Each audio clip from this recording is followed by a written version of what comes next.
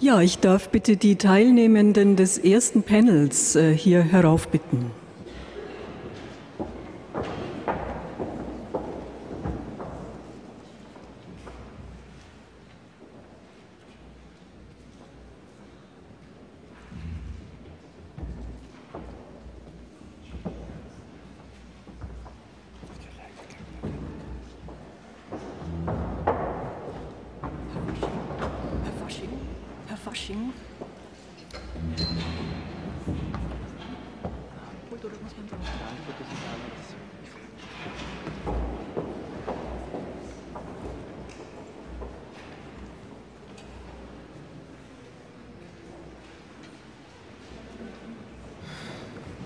Meine Damen und Herren, ich darf Sie sehr herzlich begrüßen. Mein Name ist Sybille Steinbacher.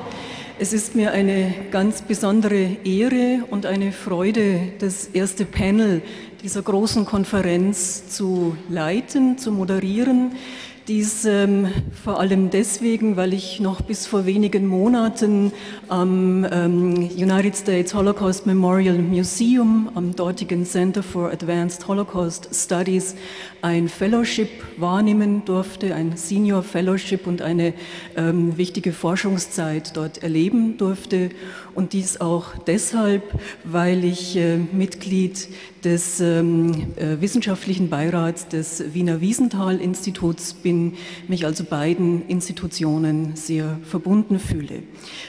Ich darf Ihnen die Teilnehmenden des Panels kurz vorstellen, hier gleich neben mir zu meiner Linken Herr Dr. Iwan Katchanovski, neben ihm Frau Magister Viktoria Silwanowitsch, neben ihr Herr Dr. Alexander Prusin und ganz am Ende des Panels Frau Dr. Maria Kavala. Ich werde Ihnen die Referentinnen und Referenten jeweils vor ihrem Vortrag kurz vorstellen.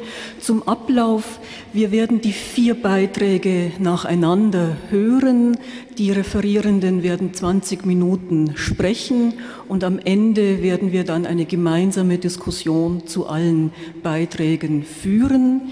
Ich bitte die Referierenden um Zeitdisziplin, sodass wir am Ende auch genügend Raum für die Diskussion haben und dann auch noch einigermaßen pünktlich, wir sind ein bisschen im Verzug, einigermaßen pünktlich in die Mittagspause gehen können.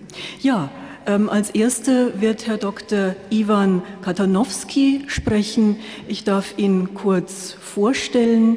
Er lehrt seit 2010 an der Universität Ottawa in Kanada, an der dortigen School of Political Studies, Conflict Studies and Human Rights Program.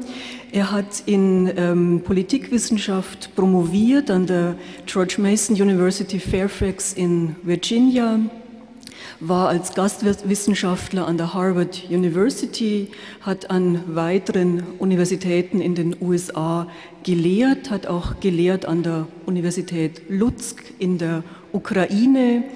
Seine Forschungsschwerpunkte sind die vergleichende Politikwissenschaft in postkommunistischen Ländern auf der einen Seite und den USA auf der anderen Seite. Zu seinen Schwerpunkten gehört aber auch die Konflikt- und Erinnerungsforschung in der Ukraine. Von den vielen Publikationen will ich nur 2 kurz nennen.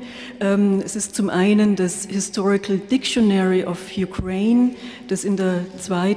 Auflage in diesem Jahr erschienen ist, und zweitens sein Buch Cleft Countries, Regional Political Divisions and Cultures in Post-Soviet Ukraine and Moldova, in Stuttgart 2006 erschienen.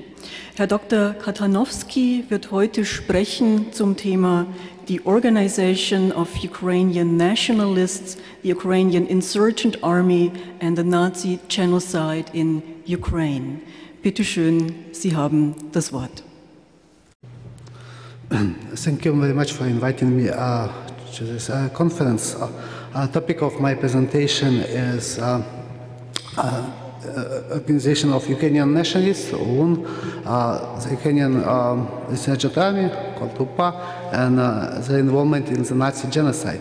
So my study looks into these issues, trying to analyze these issues from a political science perspective, using a variety of sources, archival sources, historical studies, and oral testimonies, and trying to, again, look into this issue from an academic perspective. The question about the involvement of UN and UPA in Nazi genocide is not only a historical issue, it also became one of the most important political issues in contemporary Ukraine. And specifically, just to illustrate the importance of this issue, as we talk about now currently in Ukraine, there is a mass action of protest against current government led by Viktoria Silwanowitsch, and also against brutality by the police. And most of the demonstrators are supporting democratic opposition parties, but among protesters there is also fringe elements or kind of radical nationalist elements which were involved in violence, and members of these organizations actually consider themselves as ideological successors of organization of Ukrainian nationalists, and there are some even flags of UPA and UN among demonstrators. And members of opposition, actually democratic opposition, also include members of a radical nationalist party called Svoboda. So this is, again, important political issue in addition to historical research. And this is one of the main reasons why I became interested in this issue. So my research question is, was the leaders of UN and UPA and the members of these two organizations were involved in Nazi-led genocide in Ukraine during World War II. And these issues, again, are very controversial. There are debates among politicians, among historians, among scholars, not only in Ukraine, but in other countries, specifically Poland, Russia, and Western countries.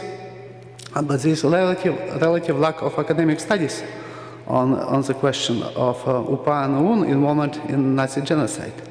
On the one hand, many scholars and politicians in Ukraine present or try to present UN and UPA as members of anti-Nazi movement, actually, or national liberation movement, which fought for independence of Ukraine, and actually were fighting both the Soviet Union, Soviet special police, Red Army, and also were fighting against Nazi Germany, and they were as victims of Nazi Germany as well. And specifically during his presidency, Viktoria Silwanowitsch gave Heroes of Ukraine award titles to two leaders of UN and UPA, to Stepan Bandera, and to the leader of UPA, Roman Shukhevich. These awards were later withdrawn by decisions of local courts when Yushchenko lost elections, but currently there are again many followers of UN and UPA, still very influential in the opposition movement in Ukraine. Specifically, I mentioned Svoboda.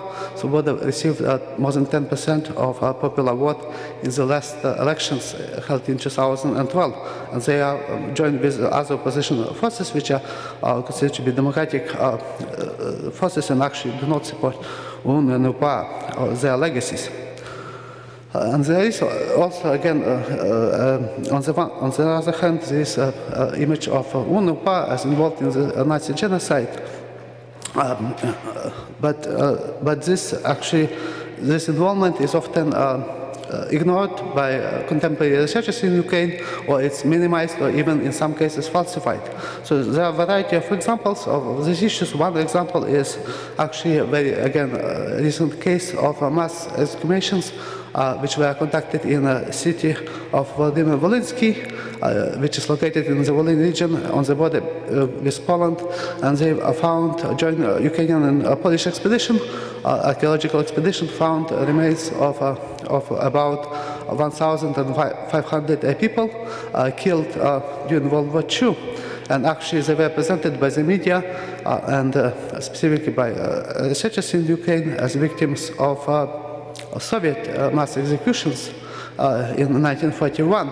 Even so, all the evidence actually points to the fact that they were actually victims of Nazi-led executions. Specifically, most of them were Jews executed on the territory of former prison, but also among them were Poles and so-called Soviet activists, Ukrainians, and members of minorities. So again, the question is whether UN and UPA were involved in such genocide, because actually police in this region at the time was controlled by the UN, and later they deserted to the UPA, specifically in the area of Vladimir Volinsk. And if you look into another issue, another example is actually about, again, related to Vienna.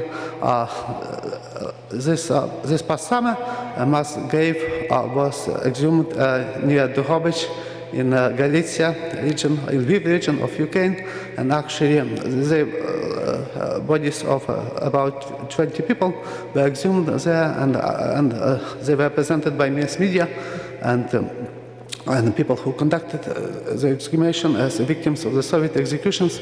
Even so, there is evidence, specifically diary of a leader of Azan's group, which actually specifically mentions this execution of Jews in summer of 1941 in this location near Dugovich, and this is exactly fits execution, the place, a number of people executed, and their composition of women and men and so on.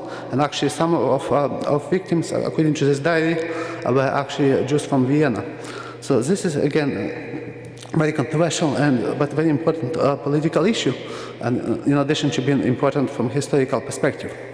And if you look into again a methodological approach that I used, I tried to present a quantitative analysis and using also qualitative research.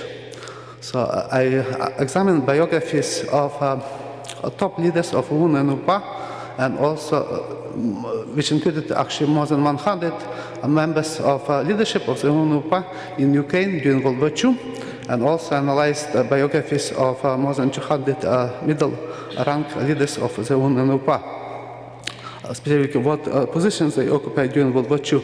And I used evidence and data from variety of archives, Ukraine local archives in the Volhynia region, and also archives of the former security service of Ukraine, and other historical studies, publications in different languages, in Ukrainian, Russian, Polish, and also some German studies. And my research focused on Volhynia, since this was the region where UPA was created in the spring of 1943.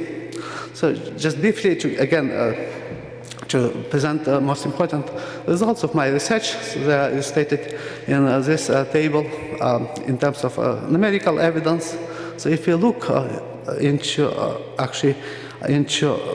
numerical kind of quantitative dimension of collaboration between UN and UPA leadership and Nazi Germany, and to a lesser extent other Axis countries, we find that at least half, or 49%, of top leaders of UPA were members of militia, police, and other similar formations during World War II. And this includes also specifically members of security service of UN, which also served as security service of UPA. So if you look into them, we have more than 1/3 of such membership, of their membership was also serving in police unit, various police units, police battalions, police schools, militia, and so on. And if we apply, again, look into all categories, combining all UPA and UN members, and also members of Red Cross, Ukrainian Red Cross, and we find that, again, at least 34% of such members, or such top leaders of these organizations are set in the police, various police and militia formations during World War II. And there are other involvement in other formations, specifically Galicia Division, Nautical Battalion, and other military formations, but numbers were much smaller compared to involvement in police formations. Another significant element was involvement in local and regional administration, specifically in Galicia and Volhynia.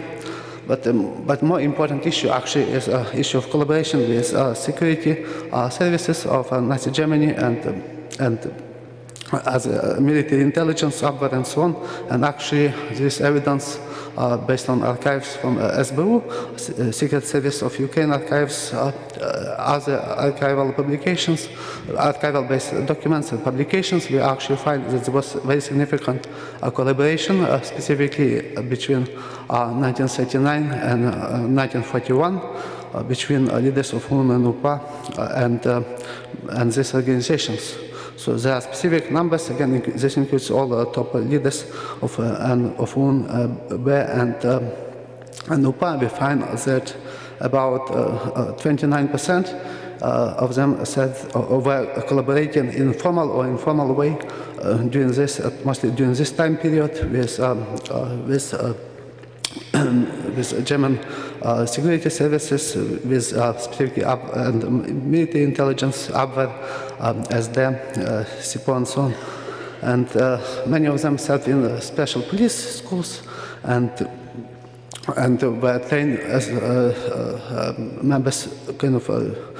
members of units sent to the Soviet Union or Ukraine in the beginning of the war. But the question is actually still requires research, because in many cases information is lacking about what many leaders of UN and UPA did during World War II. So if you combine all this data, all different forms of collaboration, we actually find that absolute majority of leaders of UPA, 74%, leaders of security service of UNB, 64%, and combined membership of UN and UPA, 63%, said collaborated in various ways with Nazi Germany. If you look into collaboration of middle rank members, the results are very similar.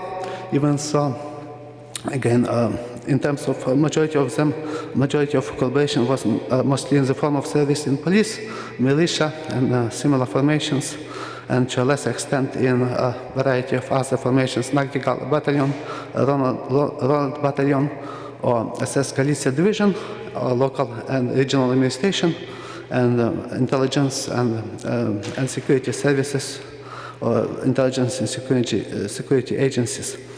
And again, majority. This data shows that majority of UPA, middle rank leaders of UPA, served either in police formations or in other formations, or collaborated with Nazi Germany in other ways. And at least half, or 49% of total number of middle rank members of UN and UPA collaborated with Nazi Germany during World War II. And if you look again into specific issues of the collaboration, so we're going to focus on most important issues. Actually, in research, there is emphasis on involvement of UN in pogroms, which were conducted in many cities, many locations in Western Ukraine, specifically in Lviv. But and actually, if we look into the involvement of specifically UN in these pogroms, this involvement was mostly in the form of their organizational role in creation of militia.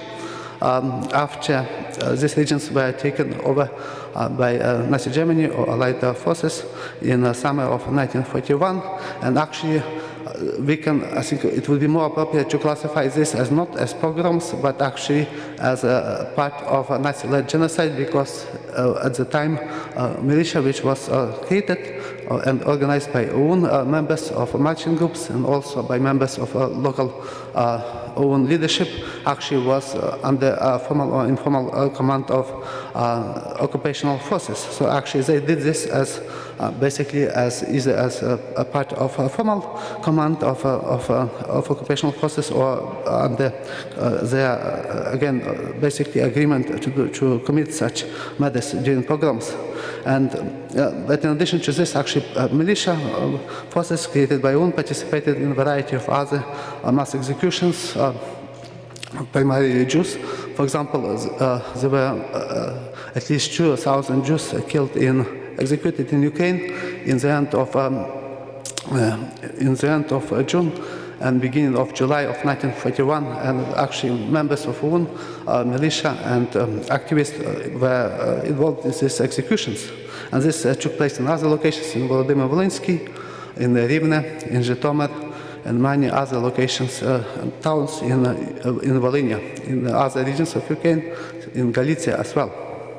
If you look into collaboration UN and UPA with Nazi Germany in the form of local police, so actually since the fall of 1941, UN-led militia was disbanded in most of locations, but actually many of their members, or significant number of their members and leaders, actually joined various police formations, and they served in these formations until 1943, when they at mass decided to join UPA. So my research shows, so if we look into all this evidence, actually that in spring of 1943 and in summer of that year and until fall of 1943, about 6,000 to 8,000 of former policemen in Volhynia joined UPA, Insurgent Ukrainian army units, and they were supported by other desertion from other formations, specifically from members of UN-M, Melnik faction of UN, who later were incorporated by force, many cases or voluntarily joined UPA. And some of them actually joined later Ukrainian Self-Defense Legion. And this case was recently in the news because of one of the commanders of this legion, Mikhail Karkots, was found living in the United States.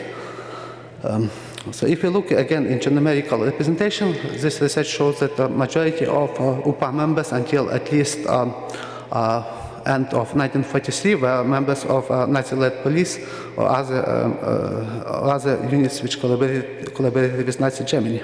And even so, there is evidence of arrest of many top and middle rank members of UN and UPA. Actually, absolute majority of them were released in a variety of ways or were able to escape. And specific examples of involvement of this police formations, which later deserted to UPA in Volhynia, included participation in mass executions of Jews in Lutsk, in Koval, Volodymyr Volynski, in Rivne, in Dubno, and Sarne, Kremenets, and absolute majority of other regions of towns of Ukraine, primarily in 1941. Their involvement was mostly in assisting roles like guards, transportation, and guardian execution sites, and so on. But they also participated in direct executions of people Jews who escaped. And in terms of the number of Jews killed during these executions, we can say this was about 200,000 Jews killed with participation of the local police. So very briefly, to finish, there was also involvement in Nazi-led genocide of Soviet mass murder of local population and Soviet prisoners of war in these locations, and participation in mass executions of villages in Ukraine, specifically in Kooperation, where 3,000 women, children, and other men were killed in 1943, so in 1944, so in 1942, and members of the police which took part in these executions actually fled to UPA, joined UPA in this region. And there is also an indirect role of members of local police in serving as guards, for example, of people who were sent to work in Nazi Germany, or they also participated in burning of villages and starvation policies of Nazi Germany against civilian population and prisoners of war.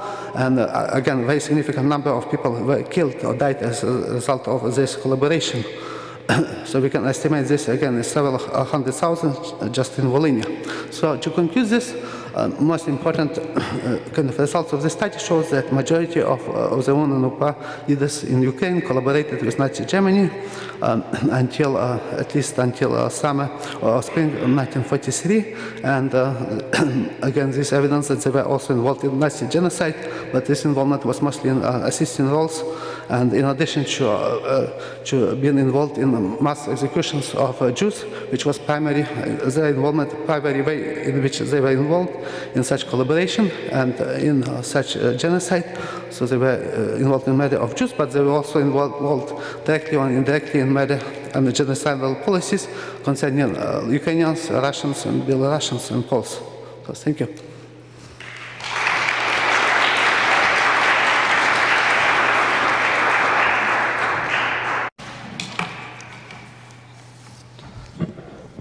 Also, vielen Dank für die Vorstellung. Also in den während des Zweiten Weltkrieges okkupierten sowjetischen Gebieten erschien zu NS-Propagandazwecken eine Vielzahl verschiedener Zeitungen.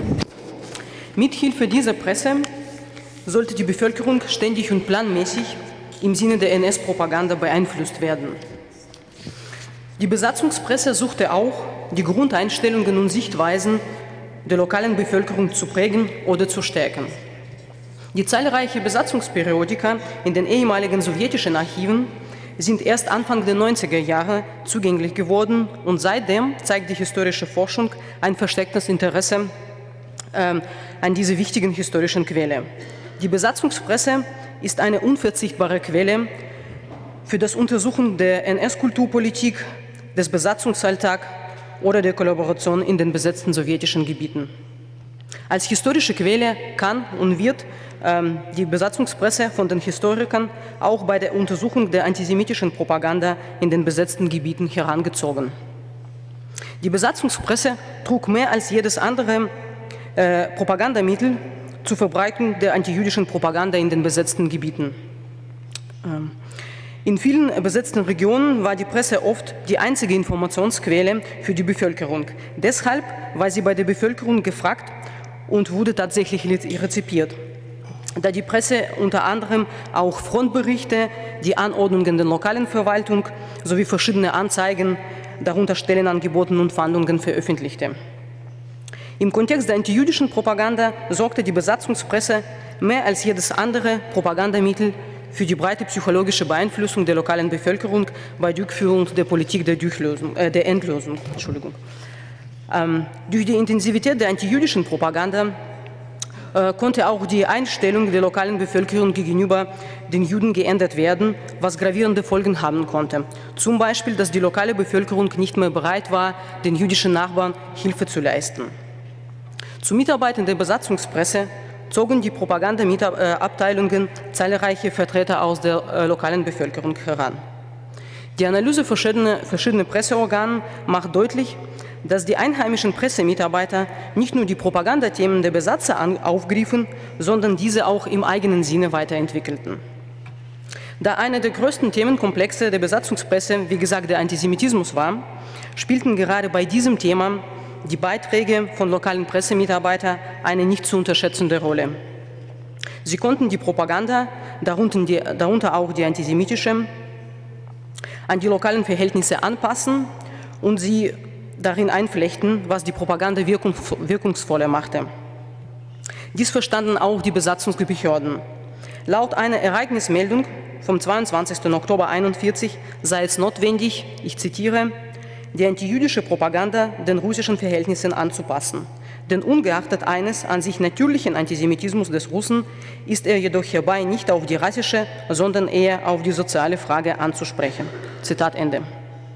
In meinem Konferenzbeitrag sollen anhand des zentralen Presseorgans im rückwärtigen Heeresgebietsmitte der Smolensker Zeitung Novyj Put die antisemitischen Inhalte in der Pressepropaganda und die Rolle der einheimischen Pressemitarbeiter bei der Verbreitung dieser Inhalte aufgezeigt werden.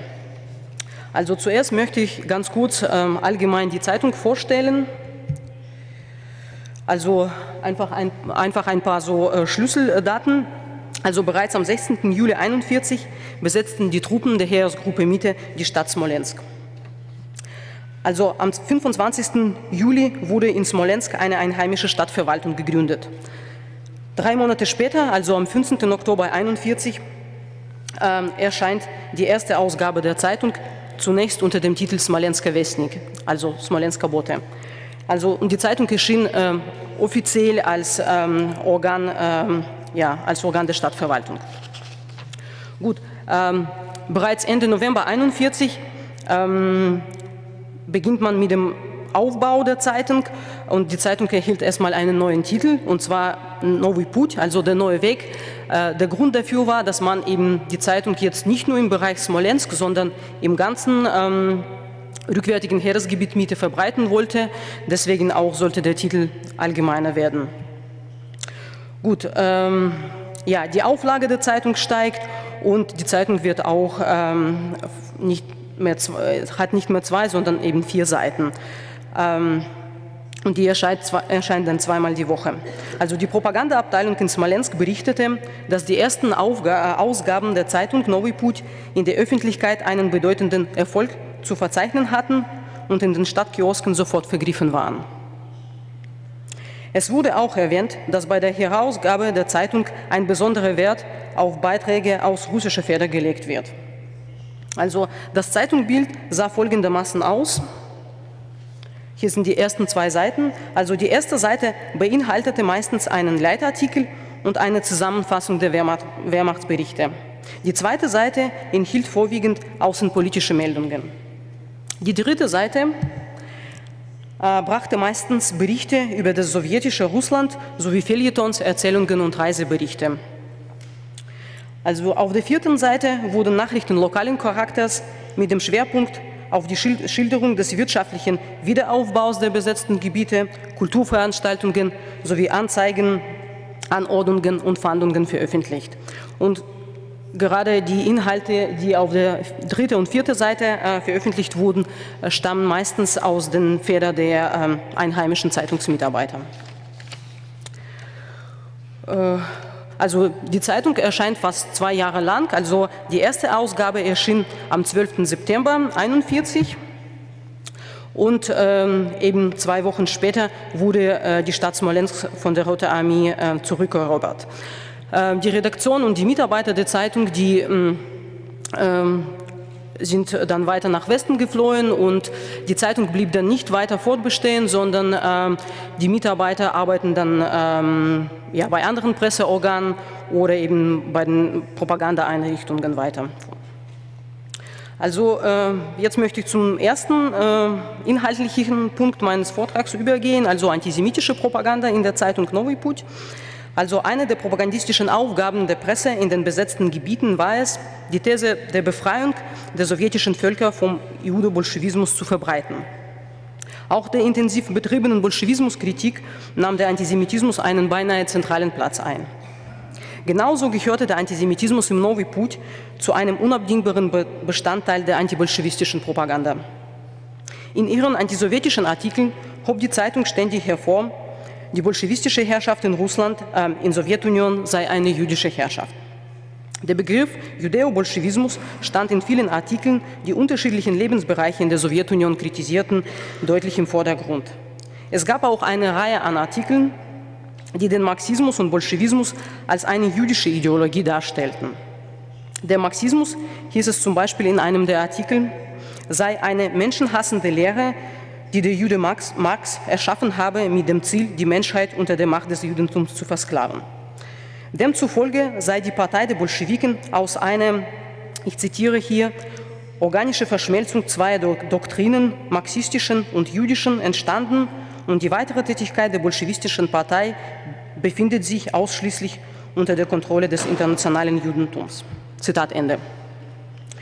Die Bolschewiki seien nur Vollstrecker des jüdischen Willens gewesen und eben der Vorstrecker der jüdischen Bestrebungen zur Weltherrschaft. Bei den Artikeln dieser Art, die sich dem Marxismus und Bolschewismus widmeten, stand immer ein der zentralen Aspekte der Antisemitismus, nämlich diese Weltherrschaftsansprüche im Vordergrund. Daher wurde die bolschewistische Machtübernahme in Russland in den Artikeln der Zeitung dem Leser als erster geplanter Schritt zu diesem Ziel dargestellt. Und demnach sei auch das Bündnis der UdSSR mit Großbritannien und den USA im Krieg praktisch ein nächster Meilenstein zu diesem Ziel. Und der Krieg wurde in der Zeitung dem Leser als Krieg gegen das Judentum erklärt. Also eine weitere Aufgabe der Besatzungspresse im Bereich der antijüdischen Propaganda war, den Leser zu überzeugen, dass das gegen Juden gerichtete Vorgehen, die antijüdische Gesetzgebung, Enteignung, Aussiedlung, Verfolgung, nicht nur eine Maßnahme ist, die allein in den besetzten sowjetischen Gebieten durchgeführt wird, sondern in der gesamten Welt in voller Gange ist. Die Auslandsnachrichten, die die Propagandaabteilung in Smolensk per Fernschreiber übermittelt wurden, nahmen in jeder Ausgabe der Novyj Put bis zu einer Seite Platz in Anspruch. Darunter gab es zahlreiche Berichte, die den Leser über das antijüdische Vorgehen und Gesetze sowie über die Verschärfung des Antisemitismus in Europa und in der ganzen Welt informierten. Also der nächste Punkt meines Vortrags ist die intellektuelle Kollaboration im Bereich der antisemitischen Propaganda in der Zeitung. Die meisten der bisher erwähnten Artikel, also die politischen Artikel sowie die Auslandsnachrichten, wurden der Redaktion entweder als fertige Vorlage zur Verfügung gestellt oder eben per Fernschreiber übermittelt. Allerdings stammte eine Reihe der antisemitischen Beiträge in der Zeitung aus den Federn der einheimischen Zeitungsmitarbeiter. Aber nicht alle Mitarbeiter veröffentlichen solche Artikel im gleichen Maße. Unter 4 der prominenten Mitarbeiter der Zeitung lässt sich gerade bei einem eine Vielzahl von Artikeln mit antisemitischen Inhalten finden. Sein Name war Gorski. Sein Schicksal vor und nach dem Krieg ist leider bisher unbekannt.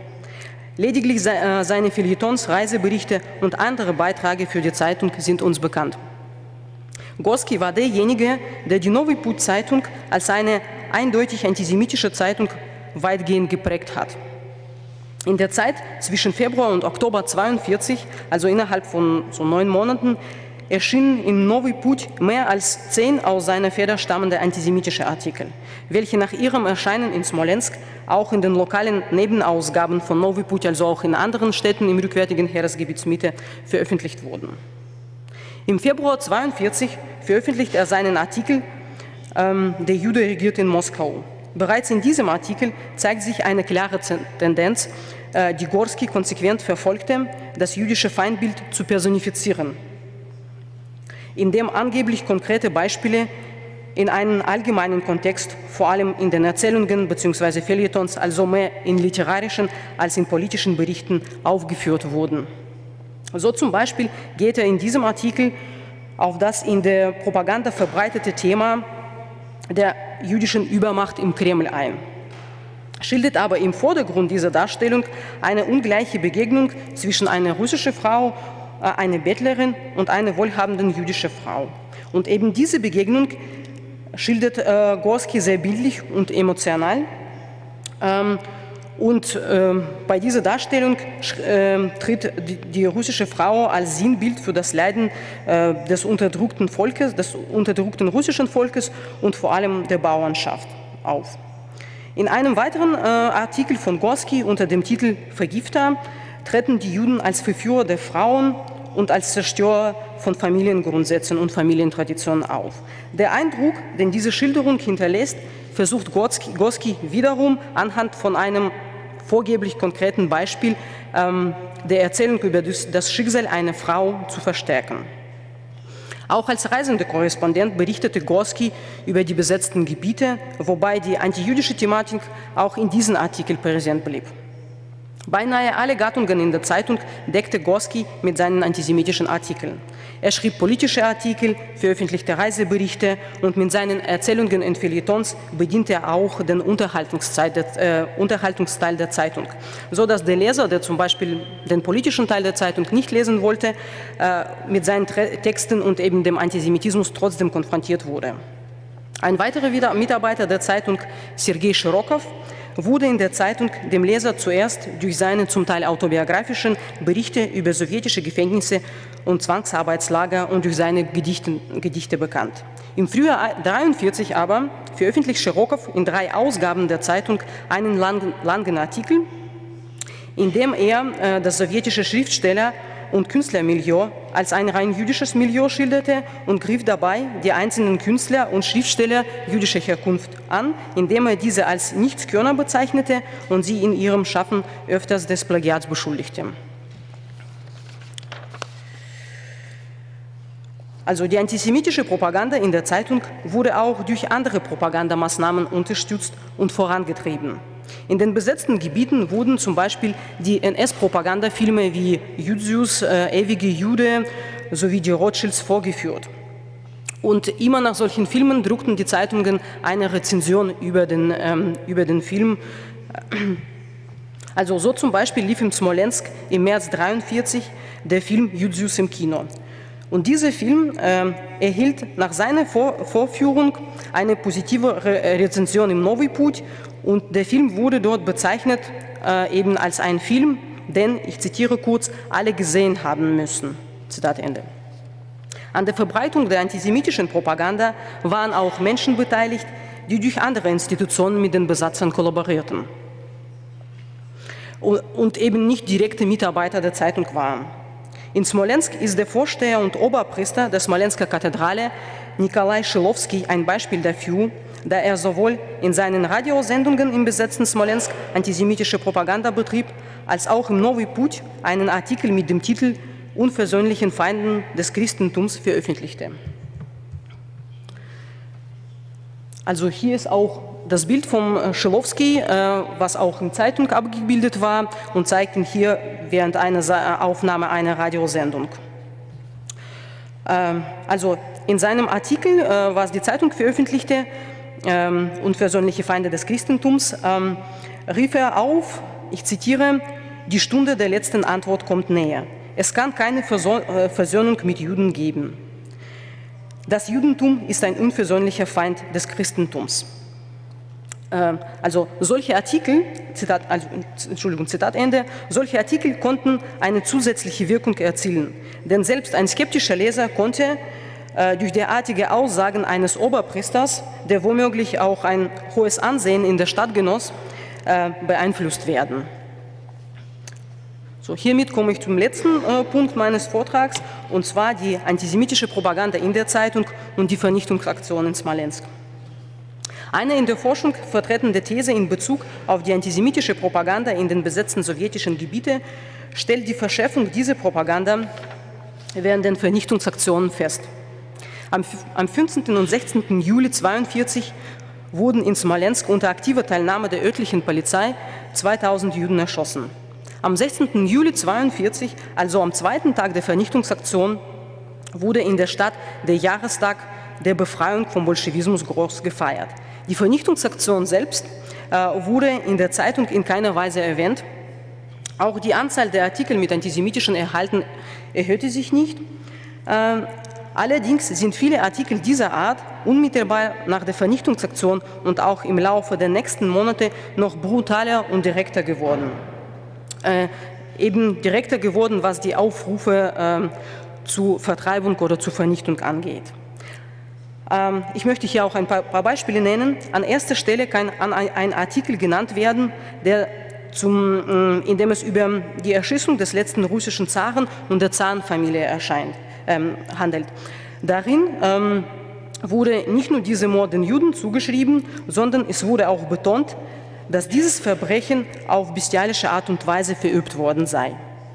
Anfang August 1942 wird in einem weiteren Artikel unter dem Titel Erzfeinde der Menschheit die Judenverfolgung als eine von Gott befohlene Tat bezeichnet, in der die Rettung des russischen Volkes liege.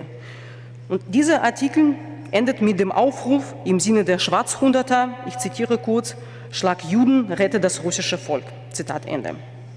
Das sind eben nur zwei Beispiele, aber um diese Zeit erscheinen auch weitere Artikel, die eben zum Beispiel wie hier jetzt, darauf werde ich jetzt nicht ausführlich eingehen aus den Zeitgründen, aber in diesem Artikel, der auch eben 2 Wochen später nach der Vernichtungsaktion erscheint und auch von einem Zeitungsmitarbeiter geschrieben wurde, es handelt eben um Antisemitismus als Weltanschauung und hier zeigt sich auch ein Stück weit ein rassischer Antisemitismus, weil es normalerweise für diese Presse eher untypisch war und eben am Ende dieses Artikels äußert eben der Autor sich über eine Notwendigkeit einer Vertreibung der Juden aus Europa. Ja. Also es geht wieder in diese Richtung, eben Vertreibung, Vernichtung.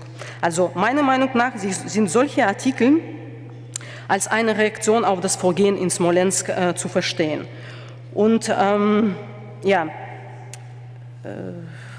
Und der Ziel dieser Artikel war, da die eben kurz nach der Vernichtungsaktion erschienen waren, Ziel dieser Artikel war praktisch, den Leser bezüglich dieses Vorgehens, bezüglich dieser Vernichtungsaktion in Smolensk praktisch indirekt aufzuklären. Also hiermit komme ich zu dem Schlusswort. Also Antisemitismus gehörte zu einem unabdingbaren Teil der Pressepropaganda in den besetzten sowjetischen Gebieten. Ebenso im Novyj Put wurde diese zu einem inhaltlichen Schwerpunkt. Dadurch war die lokale Bevölkerung der antijüdischen Propaganda massiv und vielseitig ausgesetzt und prägte entsprechend die Einstellungen und Sichtweisen der lokalen Bevölkerung. Die Zeitung reagierte auch indirekt auf das antijüdische Vorgehen in Smolensk, indem die antijüdische Rhetorik nach der Vernichtungsaktion noch schärfer und schonungsloser wurde. Auch darin zeigt sich deutlich der Versuch, die Haltung der Bevölkerung diesbezüglich zu beeinflussen und zu lenken. Für meine Untersuchung war die Frage von vorrangiger Bedeutung, wie sehr die einheimischen Pressemitarbeiter in die Verbreitung der antijüdischen Propaganda involviert waren. Die Zeitung bot dem Leser dabei nicht nur politische Artikel und Auslandsnachrichten an, die der Zeitungsredaktion meistens als fertige Vorlage zur Verfügung gestellt wurden, sondern auch eine Vielzahl antisemitischer Texte, die aus der Feder der einheimischen Zeitungsmitarbeiter stammten. Wie die Analyse dieser Beispiele zeigt, genossen die Pressemitarbeiter bestimmte Spielräume in ihrer Tätigkeit. Sie griffen zwar die vorgegebenen Propagandaparolen auf, konnten dabei aber ihre eigenen Vorstellungen in die Übermittlung von vorgegebenen Inhalten einweben.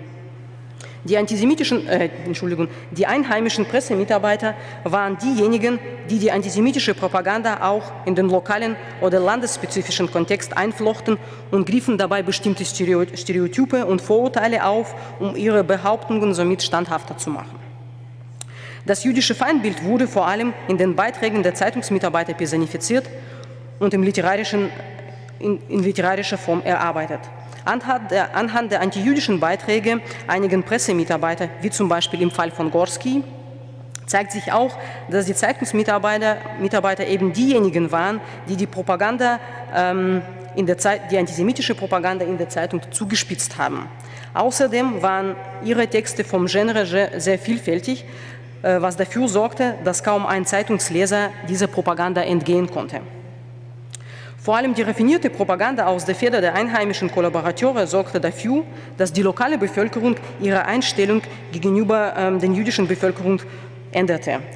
Andererseits war die intellektuelle Kollaboration eine Erscheinung, deren Folge bei der Verbreitung der antisemitischen Propaganda und Beeinflussung der lokalen Bevölkerung eine große Bedeutung war, sich aber äußerst schwer abschätzen lässt. Ja, das war's von mir. Vielen Dank.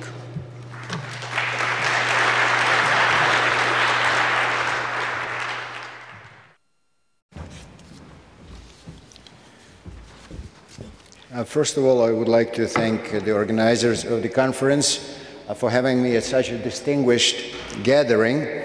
The title of my presentation, Collaboration Balkan Style, implies that collaboration in the Balkans was somewhat different from the collaboration with the Nazis elsewhere. I meant here by choosing this title that indeed collaboration in the Balkans was in some ways different for one particular reason. In Serbia, Bulgaria, in Croatia, to a lesser degree in Greece, the Jewish question did not play such a distinguished role as it did before the war in Poland, in Hungary, or in Romania. In other words, in Serbia and in Bulgaria, the Jewish question was a secondary issue to national politics. Another important point in regards to the Balkan-style collaboration was that the Jewish communities in Serbia and in Croatia were relatively small, that is, relatively in comparison to Poland, Romania, and Hungary. In April 1941, when the German army invaded Yugoslavia, the war lasted for about 10 days. Yugoslavia collapsed, and then Hitler rearranged the map of the former Yugoslavia kingdom, assigning to Serbia its pre-1913 borders. It means that Serbia included only the national domain of Serbia before the Great War, plus Banat,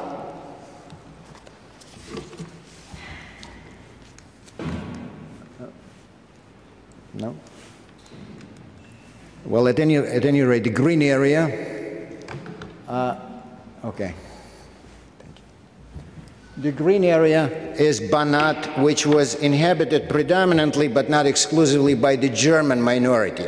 So the two parts, proper Serbia and Banat, were included into this new military, administratively led region. And in comparison to other, again, Balkan areas, Serbia was headed and controlled by the German military administration in comparison to other areas which were controlled by the German civil administration. Most Holocaust studies on Serbia concentrate on the primary role of the German army, which indeed carried out the mass execution of Jewish adults in the fall of 1941. And then in May 1942, the SS completed the Holocaust in Serbia, which, for that matter, propelled the German administration to pride themselves upon, or to brag upon, that Serbia was the second country in Europe in which Holocaust was completed already in the spring 1942, second after Estonia. In order to govern or utilize Serbia's manpower as well as economic resources, as elsewhere, the German administration decided to look for individuals willing to collaborate in keeping Serbia under control. And in this regard, they had chosen several individuals, judging by their pre-war political affiliations. Wartime Serbia would be controlled, that is, under the German auspices, by two political bodies. The Council of Commissars between April to August 1941, led by Achimovic, and from August 1941 to the end of the German occupation in October 1944 by Milan Nedic. Those individuals were picked up for specific purposes. They were both known as conservatives, not necessarily Nazi agents, especially in the case of Milan Nedic, but he was known as a conservative, and in addition to it, because of his military rank, the Germans had rather a very good experience with the senior officer corps all over Europe. Just remember Philippe Pétain in France, or Andrei Vlasov in Russia.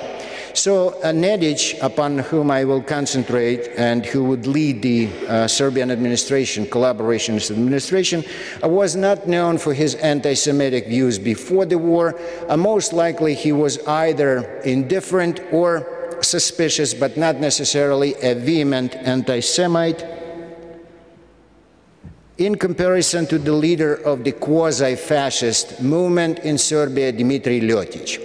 These two individuals, Milan Nedic and Dmitry Ljotić, would be the chief players in helping the Germans or assisting the Germans to carry out the final solution in Serbia. In comparison to Nedic, Ljotić was a vehement anti-Semite before the war, and therefore for him the final solution, or the murder of Serbia's Jews during the war, was just the completion of a long-cherished dream of building an ethnically pure Serbia. In comparison, Nedic thought of Serbia as some sort of autonomous province or a country within the Nazi new order. And so they differed in this regard. One thought of Serbia as a totalitarian country on the par of Nazi Germany, Dmitry Ljotić, and another thought, perhaps similarly to Philippe Pétain, of Serbia as some sort of quasi-independent or autonomous region after Germany wins the war. What united the two individuals was, number one, they both believed that Germany will win the war ultimately, and number two, that ethnic minorities, particularly the Jews, were a very small price to pay for Serbia's future in Germany's new order. And therefore, the first and foremost form of collaboration in Serbia was the fight against the resistance. Some of you know that resistance indeed broke out all over Yugoslavia as well as Serbia. In summer 1941, Serbia was in flames, literally and figuratively speaking, in terms of the resistance led by the communists as well as by nationalist Chetniks, indeed surprised the Germans. And so what you see now are the handbills handed over or issued by the Serbian security services. The Germans allowed and encouraged to function the former Serbian or native secret police, which was known as the Serbian State Security or the Special Police. And those are handbills of communist sympathizers or those who participated in the resistance. Here is a very important junction in regards to the Holocaust carried out by the collaborationists. In the mind of Nedić, and particularly in the mind of Dmitry Ljotić, communism and Jews were a single and undividable item. That is, either Jews were communists or all communists were Jews. And therefore, individuals whom you see here on the screen, some of them are of Jewish background. The fact that the collaborationist administration certainly would highlight in public press. Already in the summer 1941, after the resistance indeed gained momentum, mass reprisals took place in Serbia. The German army, actually not the SS or the police units, carried out these mass executions. My colleague Walter Manošek, in his monumental study, actually described the dynamics of the process very well. So what you see here is one of these horrific scenes in which the German army, the Wehrmacht, I want to emphasize it, not the SS, was the architect of mass murder. When this is the beginning of the Holocaust in Serbia on April 16, 1941. That is just a few days after the war was over. There was an order by the German command to register all Jews, and in this regard the collaborationist administration and the police played a chief role, because it was up to them to register Jews, to collect them at designated areas, and then send reports to their German masters. Unfortunately, the picture is not too good. And once the process started, the two individuals, that is Dmitry Ljotić and Milan Nedić, one is the head of the administration, the other is as the head of the Zbor movement, join in blaming Jews for the outbreak of resistance, as well as for every possible economic, political, and social ills. This is one of the examples pamphlet penned by Dmitry Ljotić, in which he actually ascribes to Jews the misery of Serbia because of the resistance. And the official press here blames, as I said, blaming Jews not only for the outbreak of resistance, but of all possible miseries and economic difficulties. This one by the official collaborationist press, the Serbian Nation, on March 27, 1942, the one-year anniversary of a putsch or coup d'etat carried out by the pro-British officers on March 27, 1941, blaming the putsch actually on the Jewish Masonic mafia. The Masonic connection to the Jews is very crucial from the view of the collaborationists. And here is another example. Rasputin, the infamous or rather famous monk at the court of the Russian Tsar, everybody has heard various stories about him, is also here connected to the Jews. The author, the unknown author here, is claiming that Rasputin, for that matter, who is to blame for the fall of the Russian Empire, was of Jewish background. When partisan resistors were captured, they were checked whether they belonged to or had any relationship to Jewishness, and in cases when they were, or often even when they were not, they were nevertheless identified for propaganda purposes as of Jewish background. Here it says that Jew Dr. Avram Levy, one of the leaders of the Soviet Republic.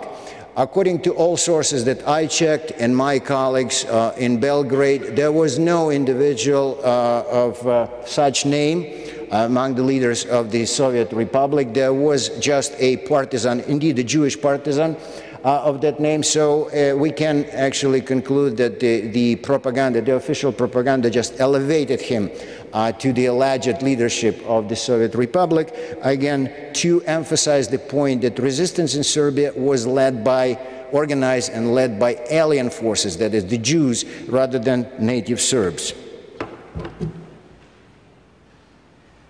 Here again several examples. One is entitled Jews in Serbia. Over here, emphasizing that since Jews lived in Serbia, they came alongside the Ottomans in the 16th century. So the author is claiming that since that time, Serbs suffered such a poor condition because Jews collaborated with the Ottomans and were always trying to undermine Serbia's economy as well as social relations. Official propaganda did not just stop blaming Jews for the resistance in Serbia. Here is an example that the official propaganda, I'm talking about the collaborationist propaganda, emphasizing that Stalin himself actually was fighting the Jewish war, that is the war on the Eastern Front. The German-led crusade was a war against Judeo-Bolshevism, and Jews themselves were behind the scenes in the Soviet government.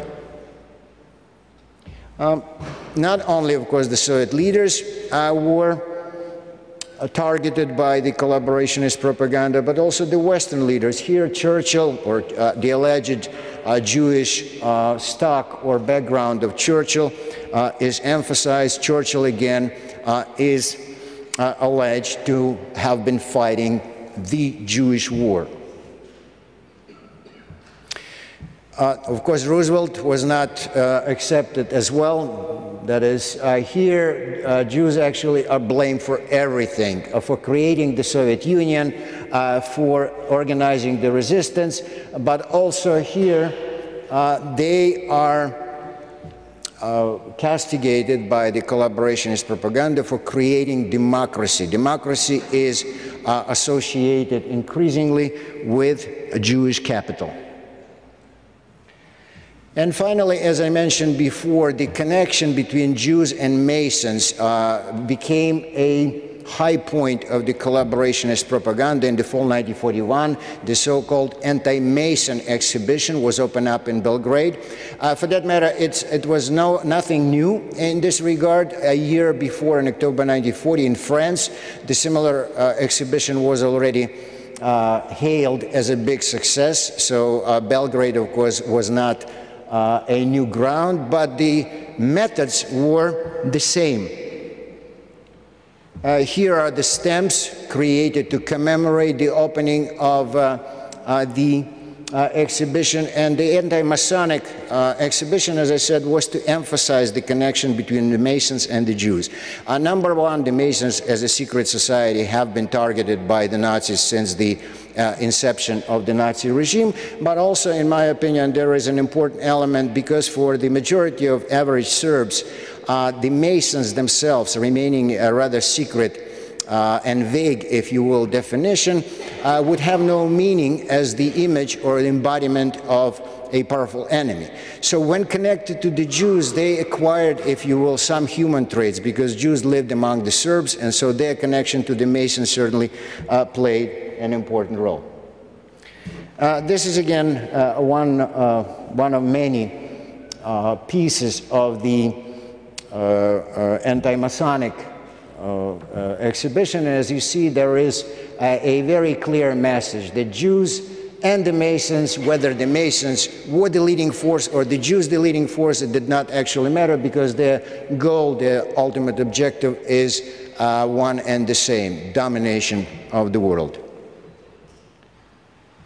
And here, Jews are holding in both hands strings, actually. On one hand, the Soviet Union, that is communism. On the other hand, the Western democracy. So war, again, is here depicted as the Jewish war. Germany, and therefore Serbia, within the German New Order, are fighting a crusade against this omnipotent and omnipresent enemy.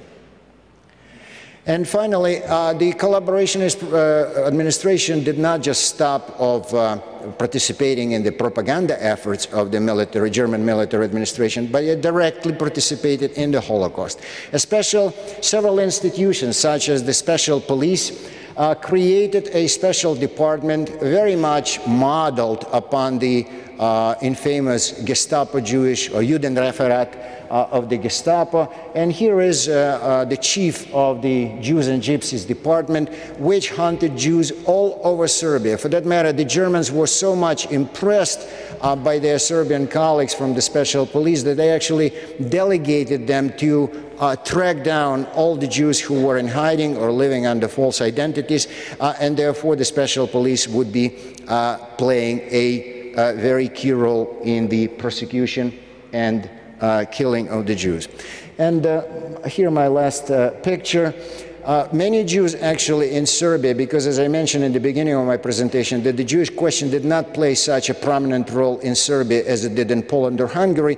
Many Jews in Serbia acquired good connections before the war, and therefore they were able to hide under false identity with the help of their Serbian friends.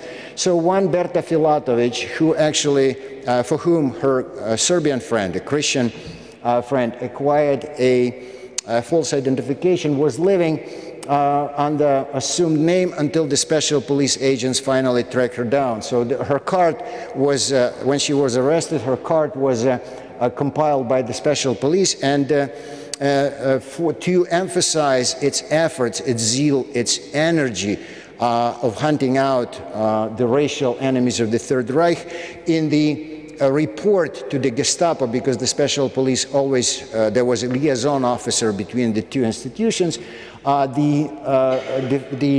Zacharbeiter, the case worker on her file, actually wrote that Berta Filatovic was not only hiding under false false identification, but she was also a communist leader. And so, what can we say about the participation of the collaborationist administration in the Holocaust in Serbia? In comparison to other countries, they certainly played a secondary role or auxiliary role, but that role certainly was instrumental and active, because all of the Serbian collaborators, whether they were conservatives or proto-fascist like Dmitry Ljotić, they thought that getting rid of the Jews would serve the future of Serbia, creating a new country after a new state, an ethnically pure state after Germany wins the war. Thank you very much.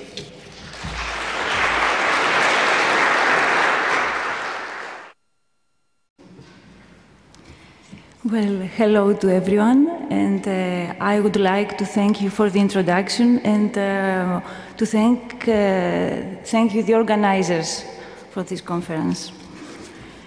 Well, this paper seeks to highlight the important role of the local collaboration, complicity and indifference of the Greek authorities and the population in the effective implementation of the final solution in Thessaloniki. There was the most populated Jewish community of Greece, almost 50,000 people. Through the comparison to Bulgaria, the paper tries to show the different reaction of the public opinion there and its importance. Also, to investigate how the final solution in Bulgaria was absolutely connected to their expansive policy in Greece and elsewhere, and the final solution in Thessaloniki was connected to the above policy and the Bulgarian issue. Several archival documents, written and oral testimonies, the work of Dr. Vasilis Ritsalleos on Bulgaria and the Jews of occupied zone, together with other relevant literature, supported this effort. The paper follows the historiographical trend that highlights the fact that Hitler's New Order and the Holocaust worked also because of the previous tensions between people and nations. As often it was seen as an improvement and a second chance on the divided, disputatious Europe and Balkans of the interwar years. Therefore, we understand more thoroughly the history of the final solution in its Greek version, not as an accident in history, but integrating it into the long duration of the modern Greek, Balkan, and European history with the national, religious, and social contrasts that characterized it. By examining this kind of processes, we can develop an understanding of the roots and ramifications of nationalism, racism, prejudice, and stereotyping in any society, especially now that paranoid public discourse of neo-Nazism in Greece and elsewhere is able to convince the crisis-tired citizen. The Jewish community of Thessaloniki. Here is a map of the occupied Greece. The Jewish florist community of Ottoman Thessaloniki started to shrink among the conflicting interests developed when Thessaloniki became part of the Greek state. The Jews became a minority all over the country within the framework of the national country, not only regarding religion and not exactly in the national sense, but in a process of political and cultural assimilation. During the 30s, the community of Thessaloniki remained the most densely populated in Greece, with a great cultural pluralism, with a social stratification of wealth, middle and lower social layers, despite the stereotypical myth of the rich Jews, and in troubled cohabitation with the newer residents, the Greek refugees of Asia Minor. Here is a map of Thessaloniki. And this is the distribution of the Jewish population. The A area is the center of the city, and we have a lot of people on the east and the west of the city who are poor people.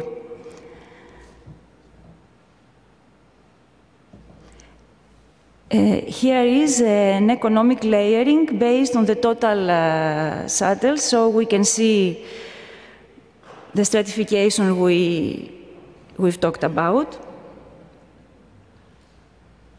for a while. In the years of Metaxas dictatorship and during the war, the differences seemed rather mitigated.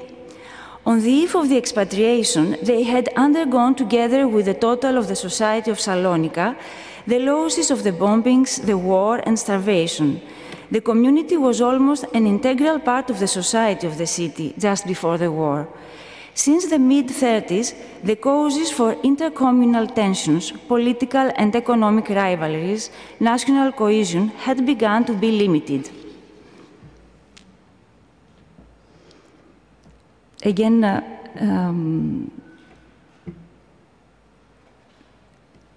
which were the main social categories of Jews in Thessaloniki? Well, the Bulgarian Jews. The Jews in Bulgaria were also Sephardim. They lived mainly in Sofia, and they had obtained equal rights by the Treaty of Berlin. They were drafted into the Bulgarian army and fought in the Serbo-Bulgarian War in 1885, the Balkan Wars, the First World War. The Treaty of Neuilly, after World War I, emphasized their equality with other Bulgarian citizens. During the 30s, except of the traditional forms of folk and religious antisemitism, Jews had to face aggression by organized antisemitic groups as the Ratnik. A distinguished executive of them, the lawyer Petar Gabrovsky, saw interior minister in the government of the Nazi Filov in mid-February 1940, and he was responsible for the implementation of the final solution there. However, the majority of the population in Bulgaria didn't seem to consider the Jews as foreigners and to exclude them from the Bulgarian society. The authorities' acts. In Greece, there was a late implementation of the Nazi plan for the Jews, comparing to the rest of Western and Eastern Europe and the Balkans for many reasons. Despite the delay above and the fact that the final solution was held in a few months, the operation was very successful. The well-organized plan of the Nazis, their totalitarian practices, the deceiving of the Jewish community, the cohesion of its members and the loyalty to the Rabbi Koretz, their Sephardic identity are some of the reasons for the Nazi success. However, it is important to reveal about Thessaloniki the crucial contribution of the Greek authorities to the beginning of the measures against the Jews.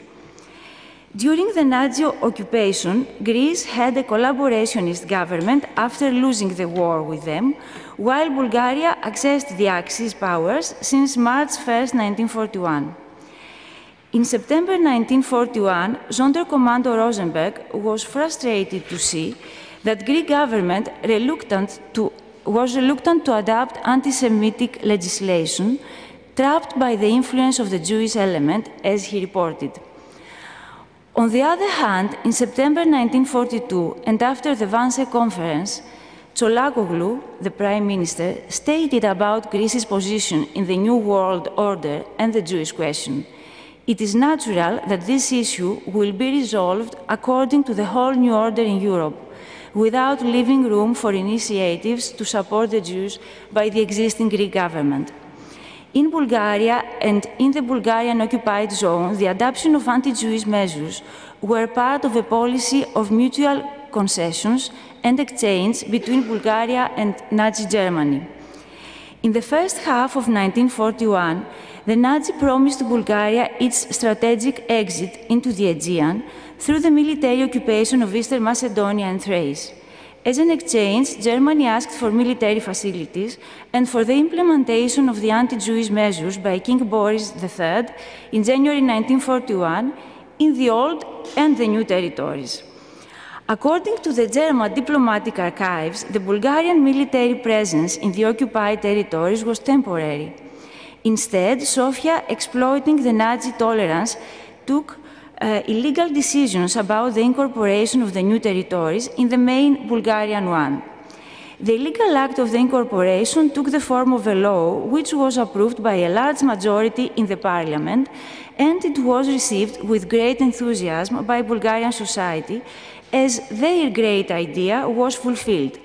While in June 1942, the law for the protection of the nation forbade Jews of the new territory, Greece, Fyrom and Pirot, to receive Bulgarian nationality, but also to leave the area. Their fate had been determined. In Greece, there was no anti-Semitic legislation yet.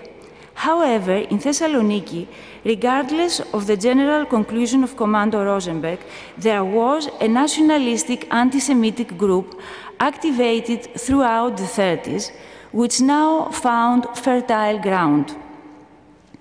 In this first period took place unauthorized persecution of Jews from their shops by the Nazi authorities, often receiving notice from Christians.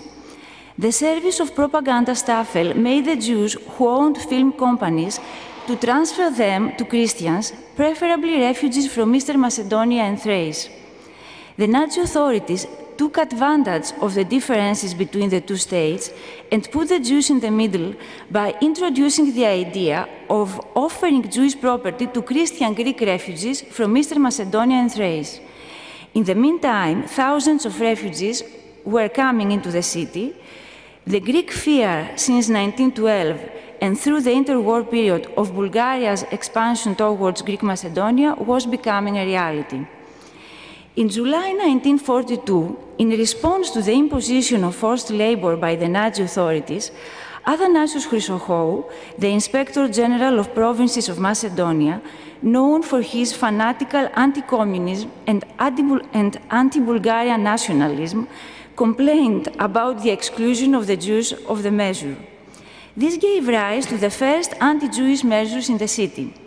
In fact, the initiative for the implementation, even before the order of the Nazis, was taken by Vasilis Simonidis, the Governor General of Macedonia, a minister with cabinet rank. After Chrysochou's protest, the chief executive officer of the war management, Max Merten, ordered the official census of competent work male Jews from 18 to 45 years old in order to work in roads or railway lines construction. The operation began on Saturday, July 11, 1942. 7,000 to 9,000 men went to collect the work cards from Eleftherias Square, Freedom Square, and suffered inhuman treatment. German authorities organized the operation, reporting, surveillance, and order with the assistance of Greek government officials and police officers. 3,500 to 5,000 were forced to labor. Almost one-third of them died while the heads of Thessaloniki Jewish community were trying to gather 2 billion drachmas to pay for saving the enslaved community members. Of course, the anti-Semitic circles complained that the Greeks will pay instead of the Jews because of the Jewish money. The nationalist anti-Semitic ideology of the time, mixed with traditional prejudices, was facing the Jews as foreigners in the national body. Across Europe and in Greece, especially in Thessaloniki, a relatively new Greek city that needed to be homogeneous. At the same time, the municipality of Thessaloniki was trying to solve the interwar local problem about the relocating of the Jewish cemetery to the advantage of the Greek authorities. The effort ended to the destruction and the desecration of it. Documents show that there was tolerance and even participation of the population in the unraveling of the cemetery. The Greek authorities appear to be absolutely responsible for the systematic destruction of the Jewish cemetery. The monument in the Freedom Square today, and the Jewish cemetery damaged.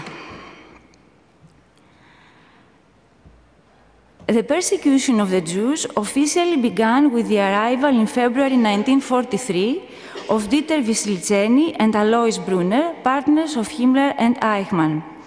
The Jewish Greek citizens had to move to the ghettos. The movement took place at the end of February 1943, within 4 days, while the Jewish community of Thessaloniki had just paid the last installment for the poor case of the members' obligation to do forced labor. The interest of Nazi German and Greek authorities for the Jewish properties was obvious from the very beginning, exactly as it happened in the Bulgarian occupied zone.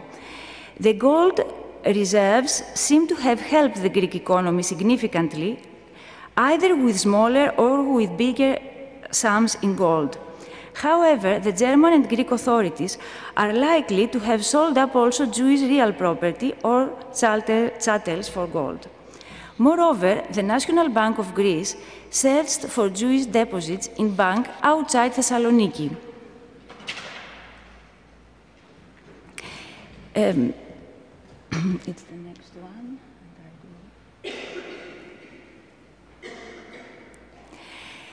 The real property was received by IDIP, Service of Administration of Jewish Properties, that had been founded on May 29, 1943. The specific law determined in details the various organizations that composed IDIP, as well as their authorities. All these services belonged exclusively to the General Administration of Macedonia. Prominent members of Thessaloniki society, bankers and civil servants had been assigned the protection of the refugees' profits and examined the petitions of the caretakers of the Jewish properties. The bureaucratic order and formality in which the case was taking place make us almost forget that it was a formal robbery of Greek Jewish citizens that had just been persecuted. The overall planning of the occupation government concerned granting the property of 50,000 Greek citizens that had just been expatriated to Christian Greek refugee citizens that had been also expatriated from Eastern Macedonia and Thrace. That was the idea which was presented to the people of Thessaloniki. Yet, Merten and the SD attended the meetings of IDIP, and the Greek refugees were often neglected, and the ones favored were the collaborators of the Germans and the relatives of the committee members. Nationalism now would meet more than ever the traditional prejudices about Jews, which were systematically strengthened and fostered by Nazism through press, parasites, Judeocracy, Jewish, Bolshevik conspiracy, etc. And it was obvious that the local Greek authorities considered and presented the Greek Jew citizens as foreigners. The Greek authorities systematically promoted by their acts the idea of the foreign Jew who finally granted his position to the Greeks that deserved it. We observe the same idea in a circular of the General Administration of Macedonia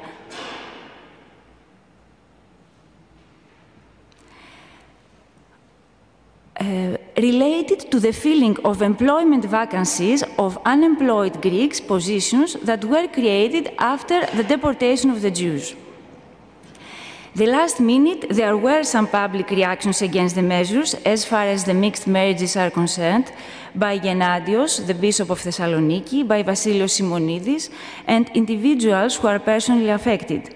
There was even a proposal by the Bar Association for exiling an island, and at the same time, in Athens, the political leaders submitted a memorandum to Logothetopoulos, the new Prime Minister, who sent 2 letters to the German ambassador Altenburg asking to stop the implementation of racial measures. None of these movements had any effect. They were fragmentary and isolated as they weren't supported by a majority of the society. At the same time, the Bulgarian government was ready to accept the deportation of the occupied zone Jews, but denied the implementation of the measure against the Bulgarian Jews. The government's main argument was that the male Jewish population was cheap labor for public works. The truth was that they were afraid of the internal political cost because of the citizens' widespread reactions, but they were also taking into account the evolution of the war. In fact, the Bulgarian state infrastructure was directly involved in the implementation of Jewish measures in old and new territories since 1941 and before the deportation agreement. Even the agreement concerned 20,000 Jews of the new territories. However, only 11,500 Jews lived 11,500 lived in the occupied zone, so the agreement referred also to the Bulgarian Jews. Despite Bulgarian government's plan, the deportation of the Bulgarian Jews was cancelled. The essential factor to that decision was that a large number of parliament members who were supporters of Boris III, the Holy Synod of the Bulgarian Orthodox Church, circles around the palace, organizations and citizens reacted to the deportation of Bulgarian Jews, but not to that of Greek and Yugoslav Jews. For them, it was not an issue of protecting the Jews, it was more an issue of protecting their own co-citizens. It was a strange nationalistic protection of their Jews. While Bulgarian government protected Bulgarian Jews to avoid the political cost in the old territories, the heads of the persecution in the new territories, the Bulgarian authorities and the Bulgarian settlers were rewarded for their action by the looting of Jewish property. On the other hand, the Greek government was trying to improve its public image and to avoid the political cost because of the Bulgarian occupation by offering to the refugees of the area Jewish houses and shops as a kind of a social policy. Even though this policy was often violated in favor of various collaborators, the promoted idea was significant and clear. The Greek Christian refugees weigh more than the Greek Jewish civilians. It seems that this was the idea of the majority of the population too, the citizens. That is why the Nazis congratulated themselves in 1943 that Salonika's non-Jewish population had accepted the deportation of the Jews calmly. The silence of the professional ranks of the University of Thessaloniki, of the students, of the ordinary people, shows the least that they had such a distant perception of the other that made them indifferent. We can see an example of this distant perception in the personal correspondence between two students.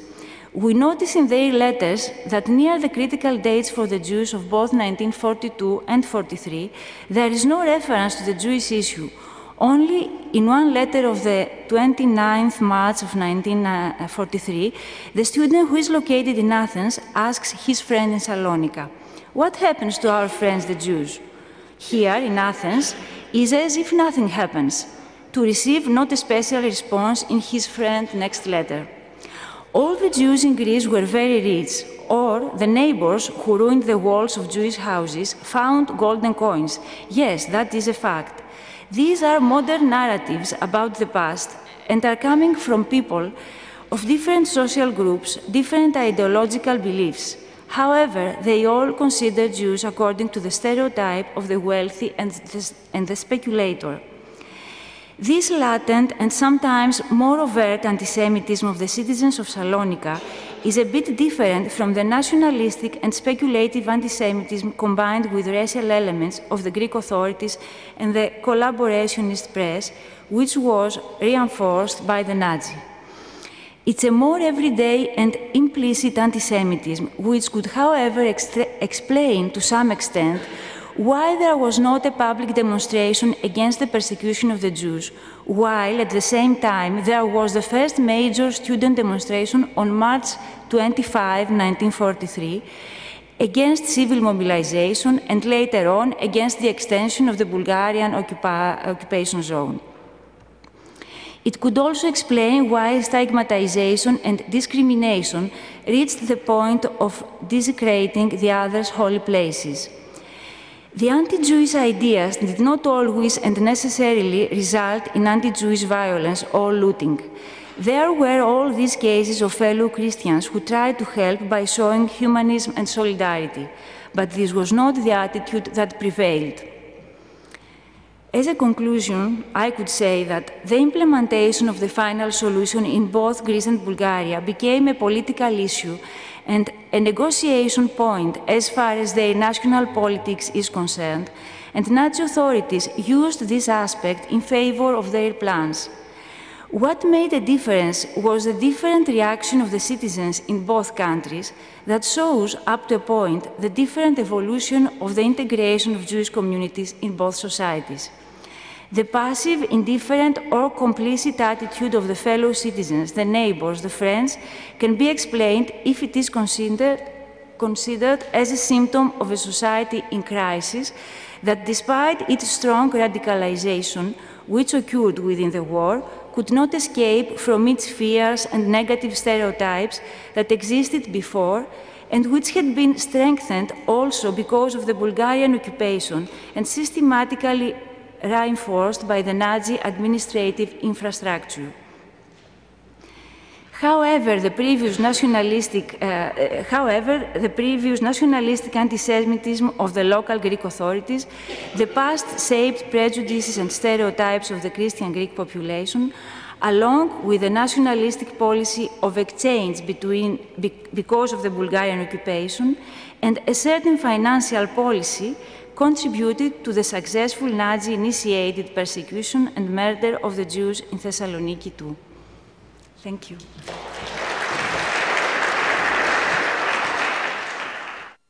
Ich danke allen vier Panelists für ihre Vorträge.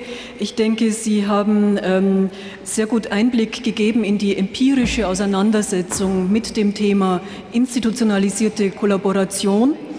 Es besteht nun die Möglichkeit, Fragen zu stellen und zu diskutieren. Ich würde vorschlagen, angesichts der Zeit, dass wir uns hierfür Zeit nehmen bis 10 vor 1, gute 20 Minuten. Es wird ein Saalmikrofon geben. Bitte warten Sie ab, bis das Mikrofon bei Ihnen ist und bitte stellen Sie sich am Anfang kurz vor. Bitte schön, die Diskussion ist eröffnet. Hier ganz hinten sehe ich eine Wortmeldung.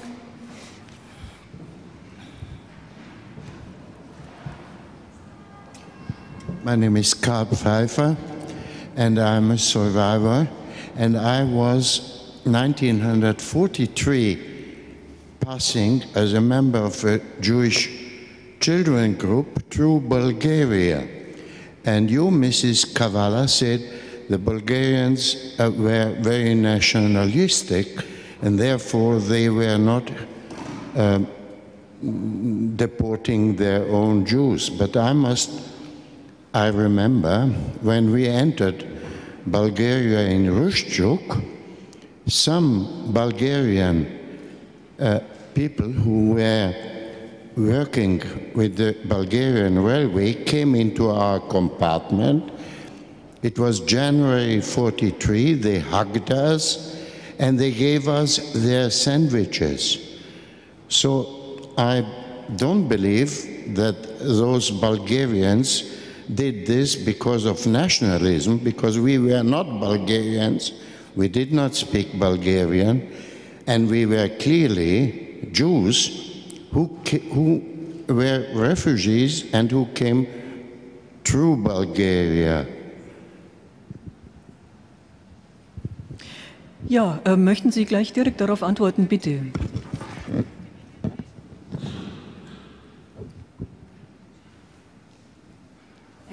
Well, I used the term nationalistic referring to the Bulgarian government of the era, and I was not referring to the reaction of the people.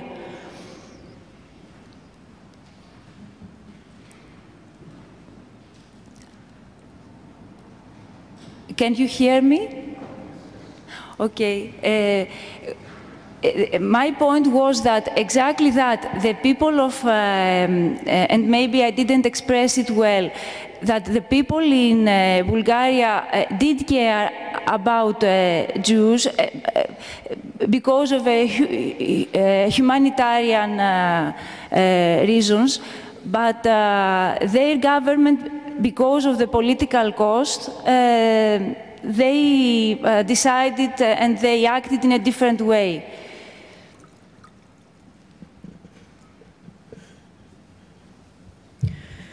Ja, es gibt hier zwei weitere Wortmeldungen. Bitte schön. Mein Name ist Imke Hansen vom Hugo Valentin Center Uppsala Universität und ich habe eine Frage an Frau Silwanowitsch. Und zwar, Sie haben gesprochen über eben die Zeitung und die Inhalte, aber mich würde interessieren, wer waren denn die Leute, die dahinter standen, also die lokalen Mitarbeiter? Was waren die vorher? Waren die schon Journalisten? Wo kamen die her? Was waren das für Leute? Was haben die später gemacht? Und auch, woher wissen Sie, welche Artikel von wem verfasst worden sind? Ich meine, gut, da stehen die Namen drunter, aber das sind ja auch Sachen, die, die nicht unbedingt stimmen müssen, die mit Synonymen geregelt werden können und so weiter und so fort. Danke. Natalia Alexion, and I will switch to English. Following up on Imka's question, I was wondering if you could speak a little bit more about the local coloring of those anti-Semitic articles, because they're sort of predictable with equating communism and Jews. But is there some particular aspect that kind of is supposed to speak to the local population, why solving the Jewish question is really serving their interests? And to Ivan, I have a lot of questions, but I'll ask just one. You gave those statistics, and I was wondering about the 30-something% of the upper echelon of UPA leadership that, according to your definition, did not collaborate, both in terms of their biographic data. Is there some kind of a pattern in the choices that they made? And you had on one of the slides the low number of murdered Jews. I wonder, what's your measuring stick? Okay, bitte, möchten Sie anfangen? Also, ja, was die Zeitungsmitarbeiter betrifft, da stehen natürlich da hinten ganz verschiedene Leute. Sehr viele waren vor dem Krieg sowjetische Pressemitarbeiter, die haben da in den Städten, die eben während des Kriegs besetzt wurden, für die lokale Zeitungen gearbeitet, und aus welchen immer Gründen haben sie sich dann eben entschieden, für das Besatzerregime auch zu arbeiten. Ja? Deswegen viele waren wirklich sehr, sehr erfahren als Journalisten oder als Berichterstatter. Ja? Es gab auch darunter Menschen, die zum ersten Mal anfangen zu schreiben. Ja, es gab auch zum Beispiel viele Leute, gerade so eben in diesen Peripheriestädte, so wie zum Beispiel Smolensk, Klincy, also Städte jetzt in Russland, die, sagen wir jetzt so 200, 300 westlicher von Moskau lagen. Das waren zum Beispiel Menschen, die da davor im Gefängnis oder im Zwangsarbeitslager waren und dann nachdem sie diese Strafe abgebüßt haben, dürfen die nicht mehr zurück nach Moskau oder nach St. Petersburg und haben sich da im europäischen Teil der Russland niedergelassen. Ja? Und bei denen kann man natürlich vermuten, dass es für die so eine Art Abrechnung war jetzt mit dem sowjetischen Regime, dass sie dann praktisch nach der Besatzung dann angefangen haben, eben das Besatzungsregime zu unterstützen. Ja? Es gab auch Menschen darunter, die zum Beispiel, ja, wie ich eben gesagt habe, in den 20er Jahren so fast eine schriftstellerische Karriere angefangen haben, dann eben verhaftet wurden. Da waren auch verschiedene Gründe. Es gab zum Beispiel bei einer anderen Zeitung, habe ich da so einen Fall, dass da 2 sowjetische Bürger deutscher Herkunft sehr aktiv in so einer Zeitung arbeiten, weil die eben davor vor dem Krieg wirklich sehr unterdrückt waren, eben wegen dieser Herkunft, und sehen Sie das für sich als eine Möglichkeit, dann vielleicht etwas zu erreichen, ja, oder auch als eine Art Abrechnung. Also wie gesagt, sehr verschiedene Gründe. Nicht bei allen kann man nachvollziehen, okay, oder nicht nachvollziehen, sondern nicht über alle kann man herausfinden, was die vor dem Krieg gemacht haben, was die nach dem Krieg gemacht haben und so weiter. Viele haben aber emigriert und viele haben dann in der Immigration zuerst waren die in Deutschland und dann so Ende 40er, Anfang 50er sind viele dann in die USA emigriert. Viele haben auch dort dann auch als Schriftsteller sich dann weiterentwickelt. Viele auch dann in der Immigration zu auch berühmten Schriftsteller geworden, ja, und so weiter. Ja. Es sind wirklich sehr viele verschiedene Schicksale. Und also natürlich nicht bei jedem Artikel steht in der Zeitung ein Name drunter. Ja. Einige hatten auch Pseudonymen und in einigen Fällen weiß man, okay, der schrieb unter seinem Namen und noch unter diesem Namen. Manchmal weiß man das nicht, manchmal stehen da nur eben die Abkürzungen eben so von den, also abgekürzt, Name abgekürzt. Also ja, das ist immer unterschiedlich. Ja. Und ich habe jetzt versucht, über die Fälle zu sprechen, wo ich ja praktisch nachweislich weiß, dass hinter diesen Artikel eben Menschen stehen, die da sehr eben aktiv tätig waren. Dass jetzt nicht zum Beispiel die Artikel waren, die aus der Reichspresse übersetzt waren. Ja. Solche Sachen. Und zu der zweiten Frage, also das war eben die Sache bei den lokalen Pressemitarbeitern, dass die, was das auch ausmacht, dass sie eben versucht haben, diese Propagandaparolen in so einen lokalen Kontext einzuflechten. Ja, wenn es zum Beispiel, und die haben oft über irgendwelche lokale Verhältnisse berichten. Ja, dann, wenn es zum Beispiel einen Bericht in der Zeitung gab, dass ja in der Stadt, sagen wir zum Beispiel in der Stadt Smolensk, gab es früher eine Kirche, die in den 30er Jahren zerstört wurde, dann schrieb man, ja, es kamen Komsomolzen, es waren jüdische Komsomolzen, die diese Kirche zerstört haben und so weiter. Ja. Oder, ja, wie gesagt, man hat versucht, immer diesen lokalen Kontext aufzugreifen, um das möglichst auch der Bevölkerung näher zu bringen, weil so ein politischer Artikel über irgendwelche Rassenfragen, deren, glaube ich, könnte jetzt auch nicht so wirklich bei der Bevölkerung ankommen, jetzt meiner Meinung nach, weil die Bevölkerung da jetzt auch wahrscheinlich nicht so erfahren war in so politischen Fragen. Herr Dr. Katchanovski.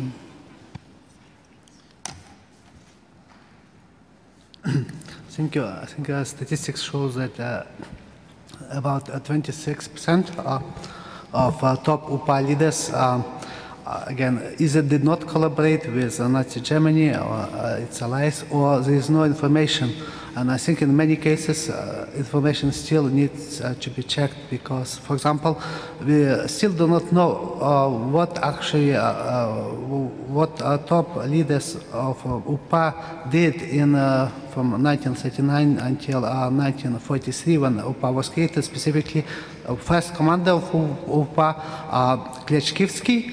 There is information in one of memoirs that actually he was working for some milk factory or milk cooperative in Lutsk. But there is still, again, kind of lacking actually whether this was the case or not. I check archives, I would not find any collaboration of this, all these employees' numbers and so on. But there is no information, again, it still needs to be researched in many cases.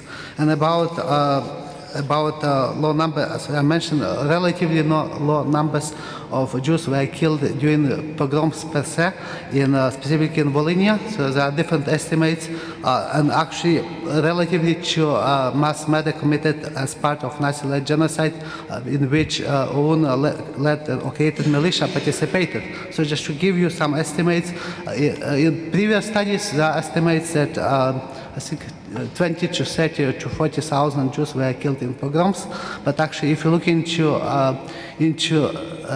these specific cases like Lviv pogrom, Ternopil pogrom, and many other pogroms, specifically I researched Lutsk pogrom and Kamenets area, in Kamenets areas, in many cases, actually pogroms which were initiated, kind of according to definition, initiated by local population or in which local population participated, were actually took place in many of these locations, but mass executions, most lethal forms, kind of most Jews were killed not during pogroms per se, but when actually militia or German SS units or other units actually executed Jews. So this applies to Lutsk, for example, in which, for example, in Lutsk during pogrom, there are reports that several Jews were killed, and at the same time, UN-led militia and UN activists participated in mass executions of at least 2,000 Jews in Lutsk.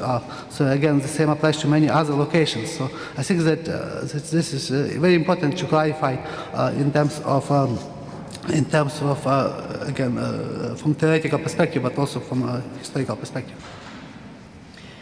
Ich habe nun 2 weitere Wortmeldungen auf meiner Liste. Gibt es noch weitere Interessen? Gut, 3 Wortmeldungen haben wir noch. Ich schlage vor, dass wir es sammeln, dass wir sie zusammennehmen. Als erstes ist Frau Professor Bergen an der Reihe. Bitte schön. Doris Bergen. I want to first of all say thanks to our speakers for a really stimulating panel that I think puts so many important issues out for the next few days. And particularly to have these different contexts was really helpful. My question, I think, could apply to any of the speakers. At first I thought maybe not Viktoria, but I think it's there as well. It's a question about the phenomenon of collaboration. Is there a dynamic in each of these cases where there were different priorities? Destruction of Jews may be quite low on the list, and I think we certainly saw that in Alex Prusin's paper, also in Maria's paper, certainly in yours as well. And even thinking about those authors of those pieces, perhaps they first were interested in their own careers or in being able to write or publish.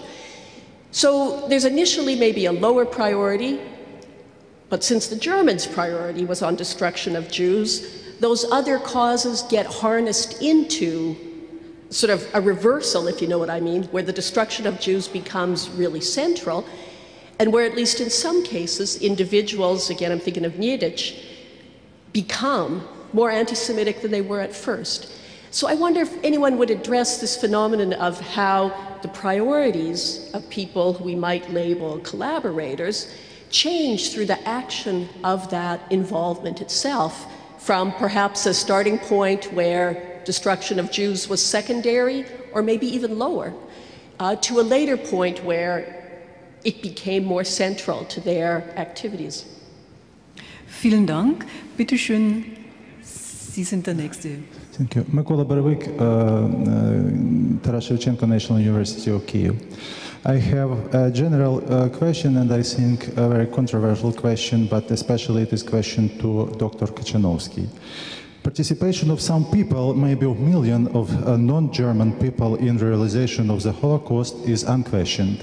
But don't you think that the concept of participation and cooperation in realization of Holocaust, organization like OUN and stressing on local nationalism and anti-Semitism as cause of Holocaust undermines of uniqueness of crime of Holocaust as state crime, as German crime. I think there is a big danger to dissolve the unprecedented crime of Holocaust among other mass murders.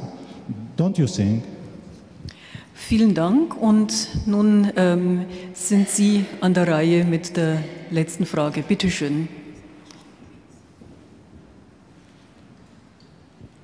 Alfons Adam, Institutionaliserte in Prag. Ich habe eine Frage an Frau Silwanowitsch, eher methodologischer Art. Sie haben in Ihrem Vortrag angegeben, dass die Auflage der Zeitung stieg auf 36.000. Was bedeutet das? Also, oder was war die Zielgruppe der Zeitung?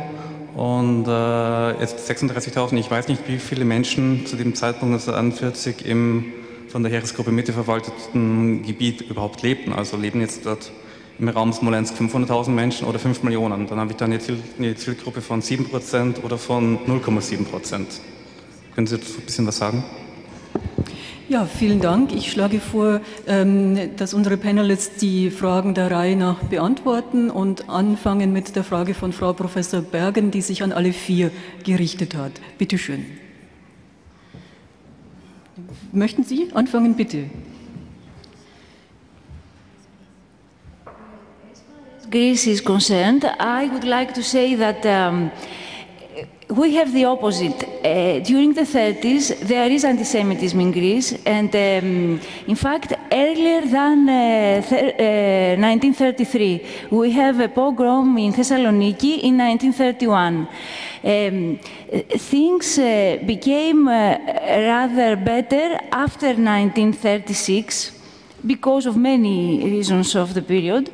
And unfortunately, the Nazi occupation found a very fertile ground and managed to brought up in the surface again the interwar rivalries and contradictions, unfortunately. Bitte schön, Herr Dr. Prusin, möchten Sie antworten auf diese Frage? Doris, I assume it's answering your question. Well, it's a big question, you understand, right? It's a very loaded question. Racial hatred, whether it's anti-Semitism or anything else, is very infectious. We all know about it. So when Yedish started being indifferent anti-Semite, by 1943 he turned into an active anti-Semite because everything was falling around him. The resistance was gaining momentum. The economy was bad because the Germans were robbing the land. His own collaborators were turning against him. He had to find some sort of a channel to project all these miseries around him upon some single subject. And Jews, as always, they were perfect in this regard. Although by 1943 there were rather very few Jews hiding in Serbia, nevertheless the image of the Jews sufficed for him to propagate this anti-Jewishness. And by 1943 certainly he became much more active in blaming Jews for all these problems. In addition, by 1943, by the late 1943, the Soviets turned the table, and therefore the Russian army was coming. He certainly saw the writing on the wall. Again, he had to explain somehow his role under the German military administration. So again, he took the Jewish clause, if you will, to explain that if the Russians would come over and the Serbs do not resist, then the Jews would take, because Tito, in his opinion, was a Jewish creation. So if the communists the Jews, the Masons, take over, then Serbia would perish. And by the way, when he was tried after the war, interrogated rather after the war, he maintained the same line. He did not budge actually to come up with anything else. He said, I sincerely believe the Jews were behind all of this Serbia's problems. Vielen Dank. Frau Silwanowitsch, möchten Sie antworten darauf? Ja, also was jetzt die Zeitungsmitarbeiter betrifft, also ich kann jetzt anhand von der Zeitung, die ich jetzt vorgestellt habe, nicht nachweisen, dass sich jetzt eben diese Propaganda im Laufe der Zeit radikalisiert hat. Ich habe es extra versucht, da wirklich zu schauen, wie viele Artikel so zum Beispiel pro Monat oder pro halbes Jahr es gegeben hat, und das ist ziemlich konstant. Ja? Nur inhaltlich so im Sommer und Frühherbst 42 hat es sich inhaltlich radikalisiert, das habe ich jetzt auch erwähnt. Allerdings weiß ich, dass es auch andere, es war wirklich sehr viele Zeitungen in dem besetzten Gebiet, bis zu 1000 zählt man zusammen. Und bei anderen Zeitungen weiß ich, dass man das durchaus doch nachweisen kann, dass es sich eben gerade so gegen 43, Anfang 44 dann doch radikalisiert hat, dass es dann mehr Artikel war und so weiter. Gut, jetzt in meinem konkreten Beispiel ist es eben nicht der Fall. Ansonsten, was die Mitarbeiter noch betrifft, ich meine, klar, die Mitarbeiter waren praktisch gezwungen, solche Texte zu schreiben. Allerdings, es gibt auch sehr viele Zeitungsmitarbeiter, die sehr viel veröffentlichen, allerdings kommen bei denen solche Themen gar nicht vor. Ja? Das heißt, wie das geregelt wurde, weiß ich nicht. Wie sie das in der Redaktion geregelt haben, ob sich jemand freiwillig gemeldet hat, sowas zu schreiben, oder das weiß ich jetzt nicht. Es gibt eine Untersuchung über eine andere Zeitung von Paul Chimka, über eine ukrainische Zeitung, die in Krakau erschienen ist während der Besatzung, und da hat er interne Redaktionskorrespondenz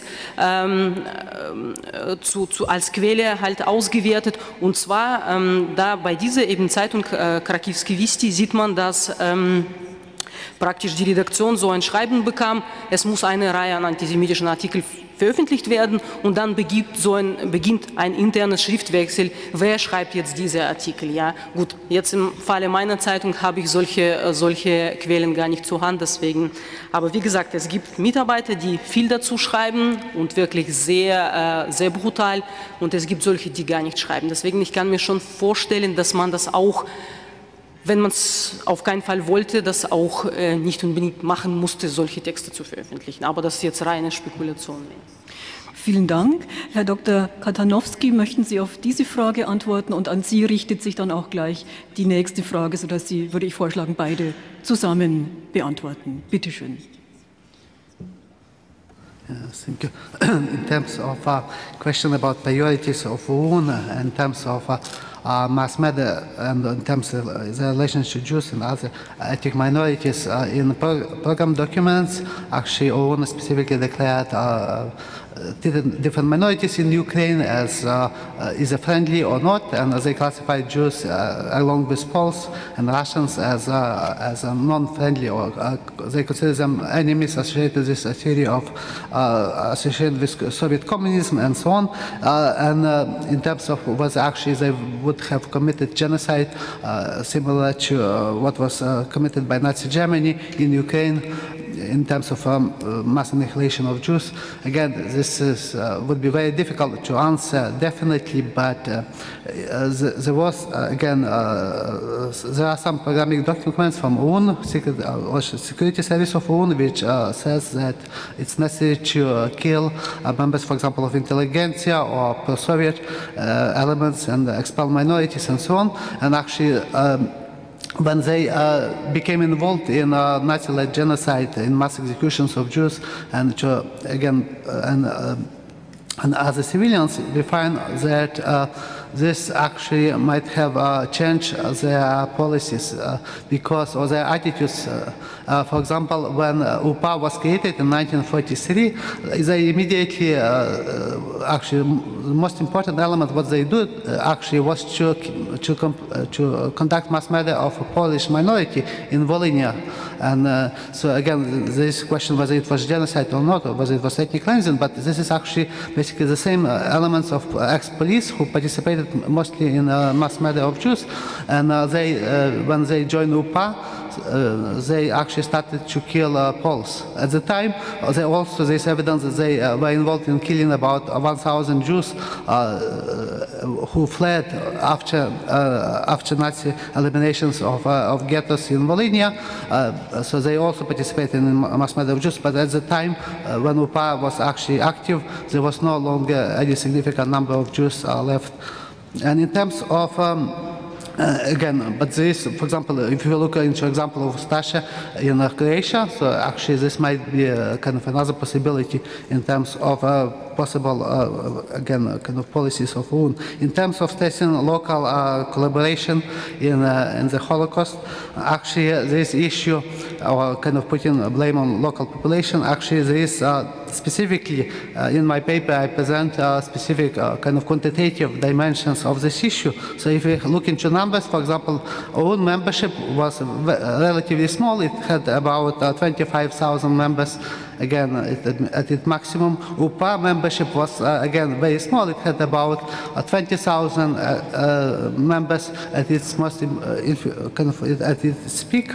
In terms of local police, for example, in Volhynia, there were about 10,000 police, Ukrainian policemen serving in various police forces, and most of them deserted to the UPA. If we compare this, for example, to a number of Ukrainians who served in the Red Army, so we have, I think, at least 2 million Ukrainians serving in the Red Army, are fighting, again, fighting against Wehrmacht, and again, much bigger number serving the Soviet partisans, about 50,000 strong partisan movement in Ukraine, and many of them were Ukrainians. And if you look into actually victims of during World War II, we have statistically several million Ukrainians died as a result of either direct executions, for example, as in Complicity, or a result of starvation policies, a result of